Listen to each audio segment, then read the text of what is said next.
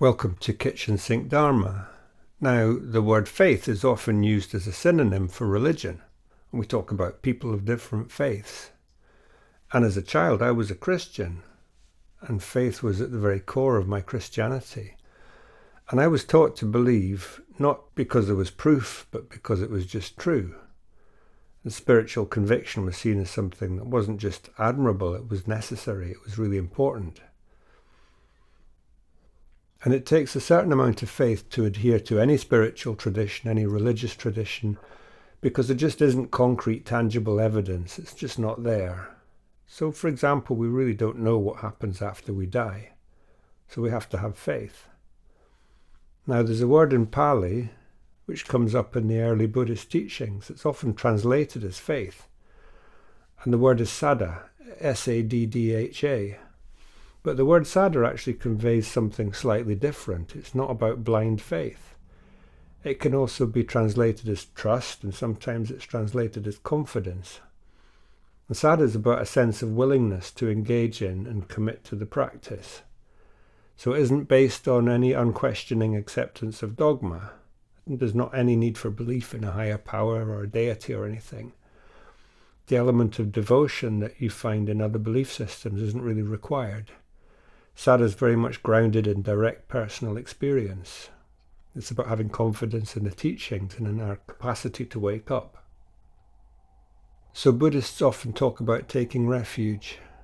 And there's a real degree of faith implied by this. Taking refuge means having faith in what's sometimes referred to as the triple gem. In other words, taking refuge in the Buddha, who's the teacher, the Dharma, which is his teachings, and the Sangha, which is the community of practitioners. And taking refuge isn't blind faith, and it's certainly not passive. Faith is something that's earned, and it's earned through personal experience and practice. So we're really encouraged to test the teachings for ourselves.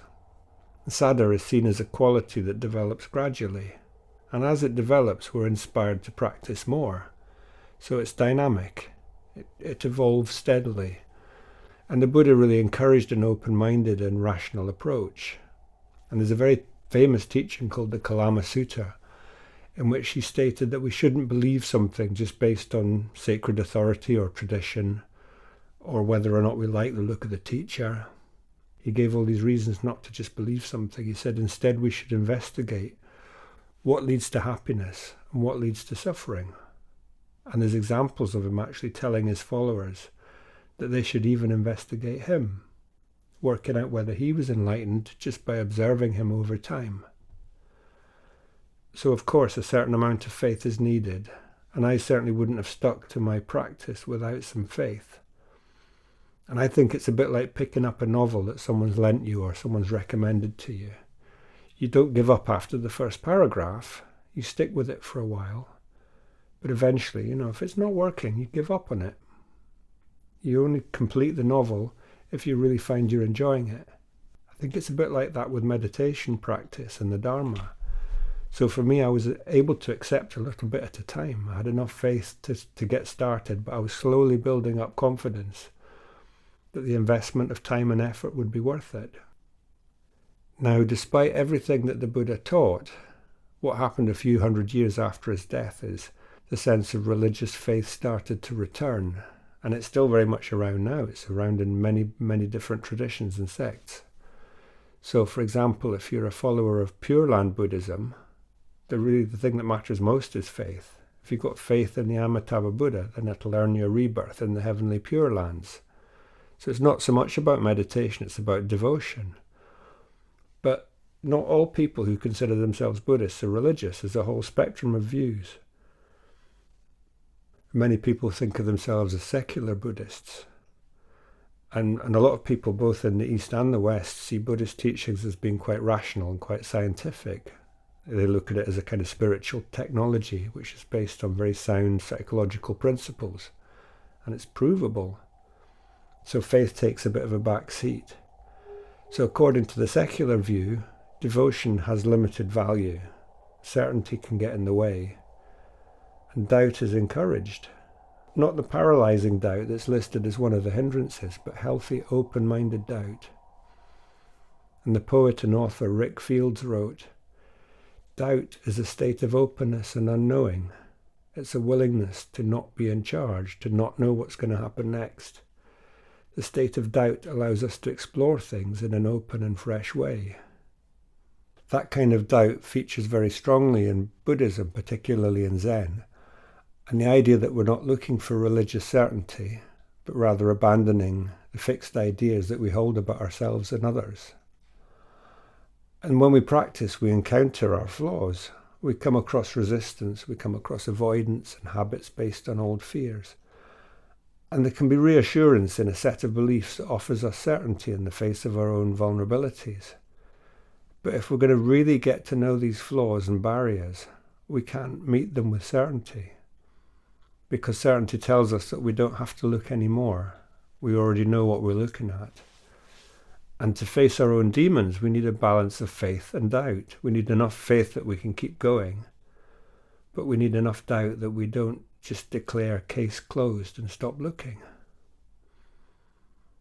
So the 16th century Chinese monk Boshan wrote about two types of doubt: skeptical doubt and great doubt. And by skeptical doubt, he was referring to the hindrance of doubt, the kind of doubt that tells us there's no point in even trying, we can't do it. But by great doubt, he was referring to wonder, to powerful curiosity, and the ability to get past certainty, knowing that certainty is merely something we conjure up in our imagination. So paradoxically, we need a certain amount of trust before we can enter into great doubt. And to live our lives like a question, comfortable in unknowing, we need some faith. So that when we experience uncertainty, we can handle it, we can allow it, without reacting or generating additional drama. Now, the Buddha taught a middle way between faith and doubt. So we're encouraged to investigate and question things, not just our lived experience, but also what we're taught. And much of what he taught was in direct opposition to the religious dogmas that existed at the time. So it's really ironic that Buddhism now has its own religious dogma. Most Buddhists hold views about all sorts of metaphysical questions, like the origin of the universe and life after death. And these views are answering questions that the Buddha himself simply refused to answer. I do find a lot of value in the Pali Canon as well as the later teachings, but I also think it's important to keep an open mind, a doubting mind even. And I don't feel I have to accept something just because it's attributed to the Buddha. He doesn't need to be omniscient for me. And I think in general it really helps to have some faith in the Dharma, but not necessarily certainty. So I recently read Steven Pinker's book on rationality, and it's really helpful in describing some of the errors and fallacies in the way that we think. And there's a type of confirmation bias called the my side bias. And it's like we just pick a team and defend it. And we don't just do it consciously, we do it unconsciously as well. So we misread data. As long as misreading it leads to a conclusion that we like, that supports our point of view. And we all do it. My side bias has been demonstrated in highly intelligent people. It's almost universal. And it's the basis of political polarization. It's the basis of religious fundamentalism. And it's been said that the conscious part of the mind is more like a lawyer than a scientist. We defend our points of view. We defend our teams and our dogmas as though we're defending ourselves. And this is also one of the reasons that people believe in stories that are so obviously untrue. You know, this is my side's position, I need it to be true, so I'm going to believe it. And it's why it's so hard to win arguments, because nobody really wants to be shaken out of their certainty, of their point of view. And when certainty seems to fit us so comfortably, why would we want to abandon it? You know, why would we want to embrace humility instead? It's a more difficult path. But simply because I find comfort in Buddhist teachings, for that very reason, I'm careful to stay open to ideas that challenge my beliefs, because that comfort can be dangerous. And even if everything in the early scriptures were true, my understanding of it could never be perfect. So magical thinking and blind loyalty actually lead us away from awakening.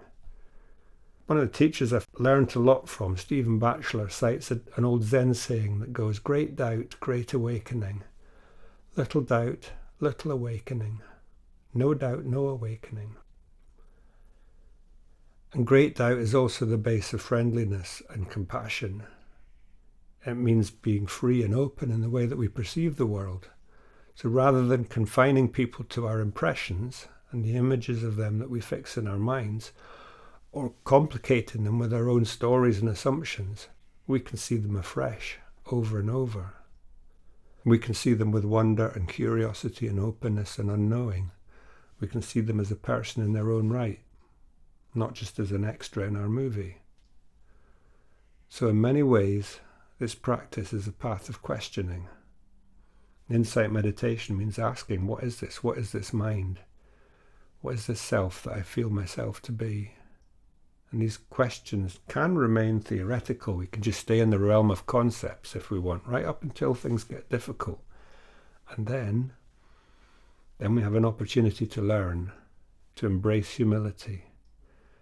And that's when this world really starts to open itself up to us, when we truly listen.